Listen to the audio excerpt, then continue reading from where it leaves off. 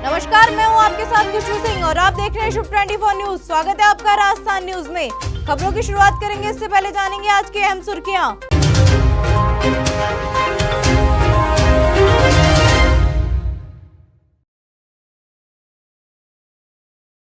कांग्रेस के स्थापना दिवस पर बोले सीएम गहलोत, कहा यह दिवस हमारे लिए गर्व और गौरव का दिन। आज पूरे हुए 137 वर्ष। मुख्यमंत्री ने खड़गे के पार्टी अध्यक्ष बनने का भी किया जिक्र। कहा 50 साल में पहली बार दलित वर्ग का एक व्यक्ति हमारी पार्टी का अध्यक्ष बना है। आरपीएससी पेपर लीक मामले में मास्टरमाइंड की गर्लफ्रेंड पत्नी गिरफ्तार। जयपुर में 2 घरों से चल रहा था यूनिवर्सिटी की फर्जी डिग्री बेचने का कारोबार। पुलिस ने विभिन्न विश्वविद्यालय की कई डिग्री मार्कशीट भी की बरामद। बीजेपी नेता ओम माथुर का बड़ा बयान, मैंने खूंटा गाड़ दिया तो मोदी भी नहीं हिला सकेंगे।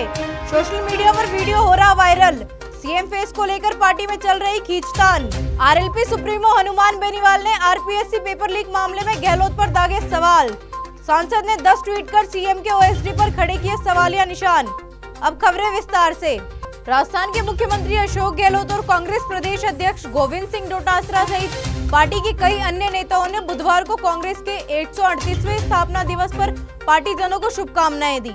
गहलोत ने इस दिन को सभी कांग्रेस जनों के लिए गर्व और गौरव का दिवस बताया। मुख्यमंत्री ने कांग्रेस की स्थापना से जुड़ी एक पुरानी फोटो साझा करते हुए ट्वीट किया, कांग्रेस स्थापना दिवस के अवसर पर सभी कांग्रेस जन को हार्दिक शुभकामनाएं। हमारे लिए आज का दिन बहुत ही गर्व और गौरव का दिवस है। उन्होंने लिखा कि कांग्रेस पार्टी की स्थापना को लंबा सफर तय करते करते 137 वर्ष हो गए। 137 साल के त्याग, बलिदान, कुर्बानी का शानदार इतिहास स्वर्णिम अक्षरों में लिखा गया है। वहीं पार्टी के प्रदेश मुख्यालय पर आयोजित कार्यक्रम में संवाददाताओं से मुखातिब गहलोत ने मल्लिकार्जुन खड़गे के कांग्रेस का नया राष्ट्रीय अध्यक्ष बनने का जिक्र करते हुए कहा, 50 साल में पहली बार दलित वर्ग का एक व्यक्ति हमारी पार्टी का अध्यक्ष बना है। पूरे देश में एक माहौल बना है। उन्हीं के सानिध्य में हम सब मिलकर आने वाले समय में राहुल गांधी की भारत जोड़ो यात्रा के समापन होने के बाद जो नए कार्यक्रम दिए गए हैं उन्हें लेकर गली गली गांव-गांव जाएंगे। स्थापना दिवस है। पूरे प्रदेश के हमारे प्रदेशवासियों को बहुत शुभकामनाएं। 138 साल का इतिहास, आप समझते लंबा सफर तय करते करते कांग्रेस यहाँ तक पहुंची है। आज चाहे हम सत्ता में है या नहीं है, पर आप देखते हैं कि कांग्रेस की जो नीति है, कार्यक्रम है, सिद्धांत है, वो अड़ी है। राहुल गांधी जी ने भी कहा था अभी, हमारी लड़ाई नीतियों की है, सिद्धांतों की, कार्यक्रमों की है। आरएसएस बीजेपी के खिलाफ में वो जारी रहेगी। संविधान की रक्षा करने में हम लोग सक्षम हैं। ये जो संविधान की धज्जियां उड़ा रहे हैं, लोकतंत्र की जड़ें कमजोर कर रहे हैं, वो देश बर्दाश्त नहीं करेगा। पूरी कांग्रेस एकजुट होकर के, जिस प्रकार खड़गे साहब अब अध्यक्ष बना हमारे नए, आप देख रहे हैं कि एक दलित वर्ग का व्यक्ति 50 साल के बाद में अध्यक्ष बने हैं। पूरे देश के अंदर एक नया माहौल बना है।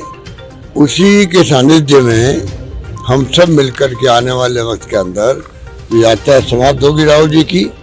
उसके बाद में नए प्रोग्राम दिए गए हैं। उन प्रोग्रामों को लेकर हम लोग गली गली गांव-गांव जाएंगे। और 15 दिन का जो हमारे प्रदेश अध्यक्ष जी ने आह्वान किया है, तमाम मंत्रियों को, विधायकों को, सबको 1 महीने में एक बार, 15 दिन में एक बार 15 किलोमीटर की यात्रा तय करनी है। और राहुल जी ने बहुत ही मार्मिक बात कही कि जनता से जुड़ाव करो।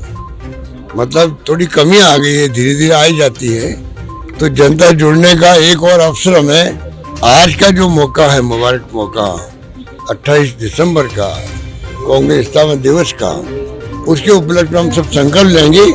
आज हमारा बिरला ऑडिटोरियम में अधिवेशन है। सब संकल्प लेंगे कि आने वाले वक्त के अंदर हर कांग्रेस नेता, कार्यकर्ता जनता के बीच में जाए, सुख दुख में भागीदार बने और कांग्रेस झंडा बुलंद रहे देश के लिए, देश हित के लिए। ये हम संकल्प लेंगे। धन्यवाद। राजस्थान में सेकंड ग्रेड शिक्षक पेपर लीक मामले में मास्टरमाइंड भूपेंद्र सारण राजस्थान में ही नहीं बल्कि पड़ोसी राज्यों में भी परीक्षा लीक करने का रैकेट चला रहा था। जब जयपुर में भूपेंद्र सारण की गर्लफ्रेंड के घर पुलिस ने दबिश की तो मिले दस्तावेज और गर्लफ्रेंड प्रियंका उर्फ पिंकी की बात सुनकर पुलिस के पैरों तले जमीन खिसक गई। प्रियंका उर्फ पिंकी के घर से पुलिस को कई यूनिवर्सिटी की मार्कशीट और डिग्रियां भी मिली है, जो न सिर्फ राजस्थान की है बल्कि एमपी, यूपी और कश्मीर तक की है, जिससे समझा जा सकता है कि ये रैकेट कितना बड़ा है। गिरफ्तार हो चुकी है प्रियंका उर्फ पिंकी ने बताया कि उसका प्रेमी भूपेंद्र सारण और उसका भाई गोपाल बिश्नोई ये फर्जी डिग्री और मार्कशीट तैयार कर उसके पास रखवा देता था और फिर वो जैसा बोलता था पिंकी वैसा ही करती। किसी मार्कशीट या डिग्री को बेचना है ये भूपेंद्र ही बताता था। गैंग के मास्टरमाइंड भूपेंद्र सारण और उसके भाई गोपाल के घर पर हुई छापेमारी में नकल से जुड़े बहुत से विश्वविद्यालय की फर्जी डिग्रियां और मार्कशीट के मिलने पर उसके करीबियों के घर दबिश शुरू की गई। जयपुर पुलिस की एक टीम ने मानसरोवर नकल गिरोह के मास्टरमाइंड भूपेंद्र सारण की गर्लफ्रेंड प्रियंका बिश्नोई उर्फ पिंकी के घर से भी कई फर्जी डिग्रियां और मार्कशीट बरामद की है।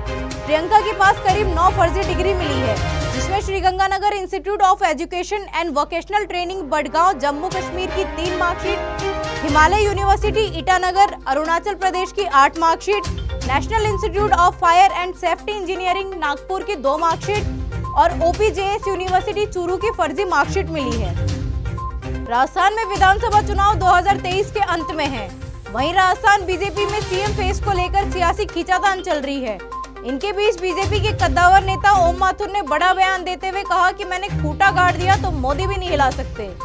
हालांकि इस स्टेटमेंट की शुभ 24 न्यूज पुष्टि नहीं करता है, किंतु वायरल वीडियो में ये सब कहा गया है। उन्होंने कहा कि मैंने यदि खूंटा गाड़ दिया तो पीएम मोदी भी उसे नहीं हिला सकते। इस बात का मुझे कोई संकोच नहीं है, कोई गलतफहमी मत पालना। अब मैं केंद्रीय चुनाव समिति का मेंबर हूँ। जयपुर से जो लिस्ट भेजी थी ध्यान रखता हूँ।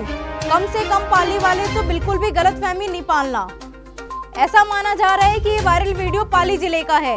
ओम माथुर ने पाली में जन आक्रोश यात्रा रैली के दौरान जनसभा को भी संबोधित किया था। आपको बता दें, राजस्थान की राजनीति में ओम माथुर को वसुंधरा राजे का दुर्विरोधी माना जाता है।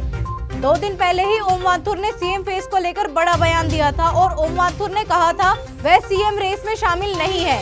राजस्थान में सीएम फेस को लेकर खींचातान चल रही है। वसुंधरा समर्थक सीएम फेस घोषित करने की मांग कर रहे हैं, जबकि बीजेपी प्रदेश अध्यक्ष सतीश पूनिया का कहना है कि पीएम मोदी और पार्टी के चुनाव चिन्ह कमल के आधार पर ही विधानसभा चुनाव लड़ा जाएगा।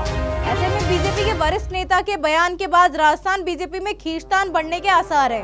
बता दें, ओम माथुर को पार्टी ने इस बार राजस्थान में राज्यसभा सदस्य नहीं बनाया था। इसे भी ओम माथुर नाराज बताए जा रहे हैं। ओम माथुर सांसद नहीं है। पूर्व राज्यसभा सदस्य ओम माथुर बीजेपी के प्रमुख रणनीतिकार माने जाते हैं। यूपी चुनाव में वह माथुर ने बेहतरीन रणनीति बनाई है, जिसकी वजह से योगी सरकार रिपीट हुई। ओम माथुर आरएसएस के पसंदीदा नेता माने जाते हैं। राष्ट्रीय लोकतांत्रिक पार्टी के सुप्रीमो व नागौर से लोकसभा सांसद हनुमान बेनीवाल ने मुख्यमंत्री अशोक गहलोत से एक-एक करके 10 सवाल ट्वीट करके पूछे हैं। सांसद बेनीवाल ने पेपर लीक मामलों में सीएमओ में लंबे समय तक कार्यरत रहे पंजाब कैडर के भारतीय प्रशासनिक सेवा के अधिकारी अमित ढाका और मुख्यमंत्री के ओएसडी देवाराम सैनी को लेकर कई गंभीर सवाल खड़े किए हैं। सांसद बेनीवाल ने गहलोत से पूछा कि क्या पंजाब कैडर के आईएएस अधिकारी अमित ढाका को पंजाब से यहां पेपर आउट करवाने की चेन बनाने और ऐसे गिरोह को पनपाने के लिए आयात किया गया।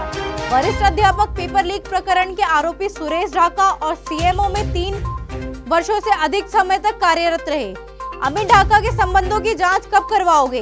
क्योंकि ये सुरेश ढाका स्वयं को अमित ढाका का भाई बताकर और खुद को सीएमओ का आदमी बताकर हर जगह रोब झाड़ता है और इस एंगल से ही इसने भर्ती परीक्षाओं के पेपर करवाने वाली संस्थाओं और अफसरों में मिलीभगत कर रखी थी।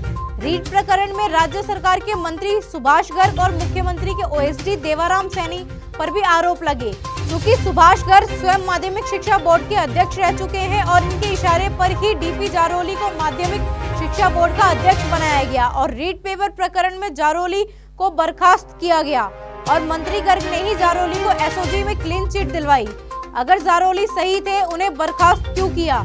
क्या जारोली को क्लीन चिट इसलिए तो नहीं दिलवाई गई कि कहीं वो उन नेताओं और अधिकारियों के नाम उजागर नहीं कर दे जिनके नाम रीट पेपर आउट करवाने में सामने आए? रीट मामले में आरोपी रामकृपाल मीणा की स्कूल को तोड़ा गया, बाकी आरोपियों की प्रॉपर्टियों को भी क्यों नहीं तोड़ा?